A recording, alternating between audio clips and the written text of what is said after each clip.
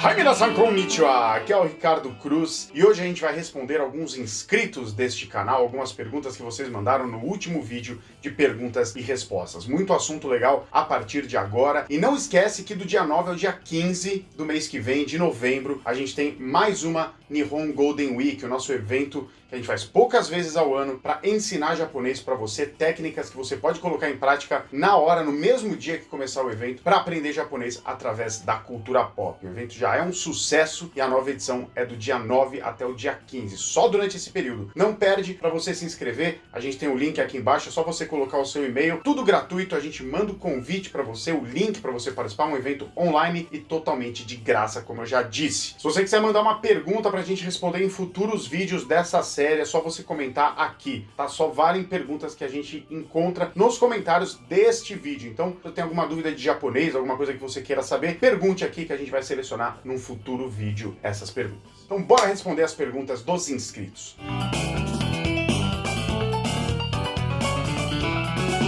Vamos começar aqui com a pergunta do William Mendes. Ele diz o seguinte: Konnichiwa, Ricardo Sensei. Konnichiwa. Tem uma música da banda Ikimonogakari. Não conheço essa banda, vou pesquisar. E que o Masayuki Suzuki também gravou, chamada Kaeritaku natta yo. O que significa essa terminação takunatta? Muito boa pergunta, vamos falar um pouco sobre isso. Nos verbos em japonês existe uma estrutura que é a estrutura tai. Ela é acoplada aos verbos, é uma conjugação possível dos verbos em japonês que expressa a vontade do falante. Então, pegando esse verbo que você trouxe aí de exemplo, que é o título da música, né? Ele vem de kairu. Kairu significa voltar. Quando a gente conjuga esse verbo para a forma tai, ele vira kaeritai e significa quero voltar, tá? Expressa a vontade do falante. Muito bem, partindo dessa forma tai, a gente pode acoplar a ela a forma kunaru. A gente faz isso eliminando o último i, né? Kaeritai. Você tira o i, fica kaerita e você coloca kunaru. E qual é a função desse kunaru? Ele indica uma transformação. Lembrando que o verbo naru significa se tornar alguma coisa. Então,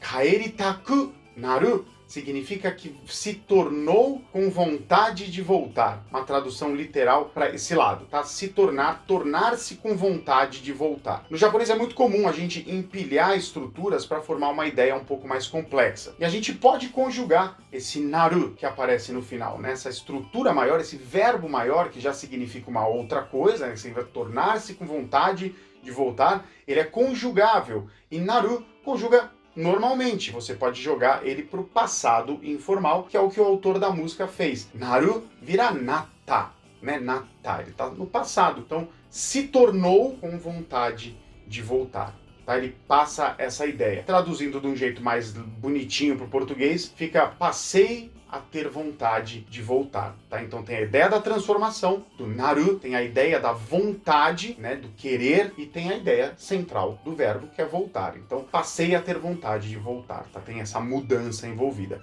E o yo, no final, é uma das muitas partículas de ênfase da língua japonesa que deixam mais forte o que você quer dizer, né? Kaeritaku natta yo. Eu fiquei com vontade de voltar, falando isso de um jeito enfático. Próxima pergunta é do The Sonic DBZ. Olá, Ricardo Sensei, obrigado pelos vídeos muito legais. Muito obrigado, domo arigatou. Poderia me dizer por que o kanji de suki, esse kanji que aparece aqui na tela, é formado por dois kanjis que, separados, significam garotas, né? Porque tem essa palavra, né? O kanji de suki, se você olhar bem, lá dentro tem outros dois kanjis. E se você escreve esses dois kanjis juntos, ele forma uma palavra, né? Joshi. Joshi, que significa menina, mas não tem nada a ver com isso, tá? E aqui a gente entra no âmbito mais da curiosidade, não é uma coisa muito útil para você aprender japonês, mas é muito útil para você entender como a língua japonesa funciona, e isso é muito importante. Isso sim ajuda na sua percepção geral do idioma e que, por sua vez, pode fazer você aprender mais rápido e com mais eficácia. Eu dei uma pesquisada, existem alguns pensamentos dos próprios japoneses, mas tem um que todo mundo repete, eu encontrei bastante gente falando, que é o seguinte: esse primeiro kanji é onna,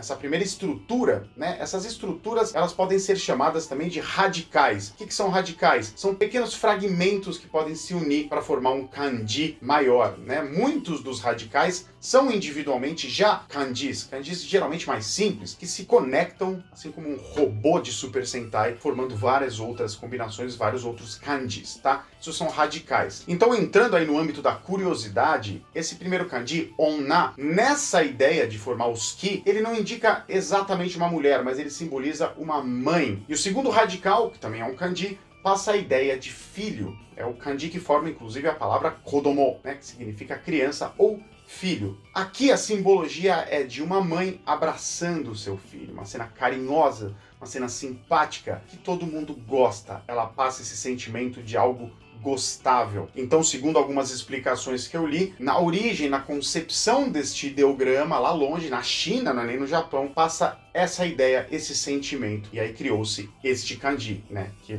uma das leituras é suki, né, que significa gostar de alguma coisa. Próxima pergunta é do Vitor Gabriel. Ele diz o seguinte: opa, tudo bem, sensei? Tudo bem? Eu queria saber como se fala música da forma mais natural em japonês. Eu já vi sendo usado. Aí ele vai passar uma listinha de kanjis, eu vou falar disso na pergunta, né? Um monte de kanji. Tem alguma diferença de significado entre elas? Qual é a mais utilizada no dia a dia? Vitor, seguinte, primeiro de tudo, eu vou deixar um card aqui, porque a gente já falou, fez um vídeo só sobre esse assunto. Música, palavras relacionadas à música em japonês. Mas eu vou responder rapidinho a sua dúvida aqui e vou mostrar os kanjis. Você elenca aqui. Uta, vamos começar por ele. Uta significa canção, quando tem alguém cantando. Inclusive ele é o kanji usado para formar o verbo utau, né, que é cantar. Então precisa ter a voz de alguém cantando, né? Quando você fala, kono uta ga suki, eu gosto dessa música, é uma música que envolve uma voz cantada. Shi, o segundo é shi, ele traz mais uma ideia de poesia, de letra, do que propriamente de música, tá? O terceiro, kyoku, aí é uma música, não importa se tem gente cantando ou não, é uma música. Ongaku, né, com esses dois kanjis, é a música, né, é a ideia a música do mundo, a música japonesa. Eu gosto de ouvir música, às vezes tem músicas cantadas, às vezes músicas que não são cantadas, mas a música, de uma maneira geral, como conceito, é ongaku. E esse último é o menos usado, menos comum no dia a dia, que é o ongyoku, você colocou aqui, que é uma música mais tradicional, uma música que tem shamisen, em alguns casos pode indicar também uma performance musical. Mas para conhecer mais termos relacionados à música, dá uma olhada no vídeo que ficou bem legal, é só sobre isso. Gustavo Andoré-san, Gustavo André, diz o seguinte: tem uma dúvida muito grande sobre a pronúncia do R japonês. Esse assunto é interessante. Não sei se é só nas músicas, mas a cantora Yui, por exemplo, às vezes pronuncia o som de R nas palavras e outras vezes ela substitui por L, né? O R vira L. Gostaria muito que me esclarecesse sobre isso. Muito obrigado por ter respondido minha pergunta neste vídeo. Muito obrigado você por mandar a sua pergunta, Gustavo-san. Isso é mais um cacuete de pronúncia que os japoneses têm em algumas situações do que qualquer outra coisa, tá? Não precisa levar isso muito a sério. É simplesmente uma coisa estética do jeito deles pronunciarem, muitas vezes em música. A maior parte das vezes você vai ver R virando L em japonês, é em música, até porque no Nihongo, né, na língua japonesa, não existe som de L oficialmente, né? Eles não tem nenhuma palavra com L que seja grafada e tem esse som de lalelilolu. Não existe. Mas, e tem até uma historinha engraçada que eu vivi lá no Japão com o pessoal do Jump Project, tem muito a ver com isso. Eles, às vezes, pela percepção, quando eles estão cantando e é uma coisa mais descolada, eles querem trazer uma atitude mais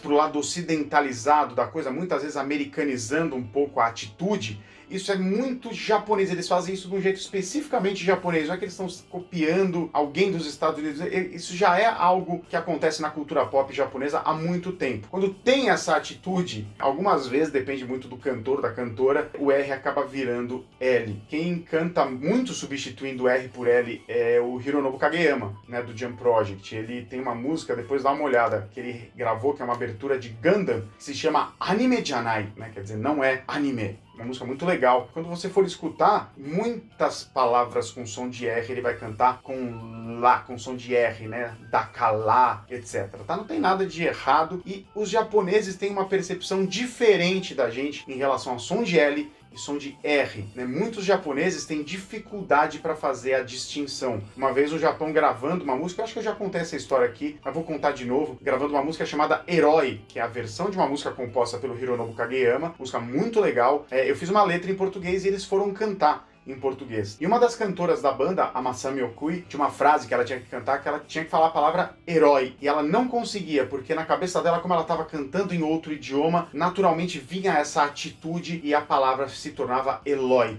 A frase era como meu Eloy, só saía Eloy. Ela tinha que cantar como meu herói. E não importava o número de vezes que eu tentava dirigir, até porque eles têm a palavra heroi em japonês, que é erótico, né? Eu falava, fala heroi, fala erótico, que vai sair. Mas mesmo assim, pela falta de distinção desses dois sons, pela ideia que ela tinha de estar cantando em outro idioma, isso trouxe uma atitude que herói virou Eloy, e ela nem sequer percebeu. Quem estava dirigindo a gravação era o Hironobu Kageyama. Eu perguntei pra ele, eu falava pra ele, herói, Eloy, herói, Eloy. Ele falava, cara, eu tô ouvindo a mesma palavra, mesma coisa. Então existe essa característica, tá? Só uma curiosidade, não é nada demais. Muito bem, essas foram as perguntas deste vídeo. Para você ser respondido numa próxima edição do Perguntas e Respostas aqui, deixa a sua pergunta nesse vídeo aqui, que depois eu vou selecionar a partir delas. E não deixa de participar da Nihon Golden Week, hein? Começa dia 9 e vai até o dia 15 de novembro, totalmente gratuito. Para você fazer o cadastro, é só você acessar o link aqui na descrição,